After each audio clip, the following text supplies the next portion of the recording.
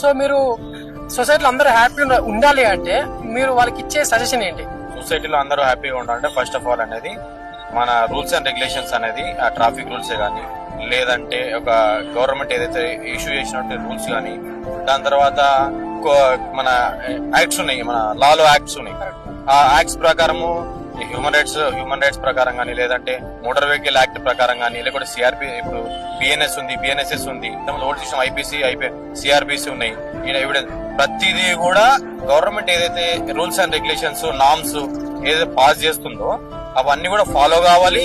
అవన్నీ ఎప్పుడైతే అనేది రూల్స్ అండ్ రెగ్యులేషన్స్ హాస్పిటల్ ఉంది, మెడికల్ డిపార్ట్మెంట్ ఉంది, లా ఉంది, హ్యూమన్ రైట్స్ ఉంది, దాని తర్వాత వచ్చేసి పోలీస్ డిపార్ట్మెంట్ ఉంది, రెవెన్యూ డిపార్ట్మెంట్, ప్రతిదీ కూడా ఏవైతే కొన్ని ప్రతి ఒక్క దానికి రూల్స్ రెగ్యులేషన్స్ నార్మ్స్ ఉంటాయి. అవి ఫాలో అయితే డిసిప్లినరీ యాక్షన్ ప్రకారం అందరూ కూడా హ్యాపీగా ఉండొచ్చు. అంటే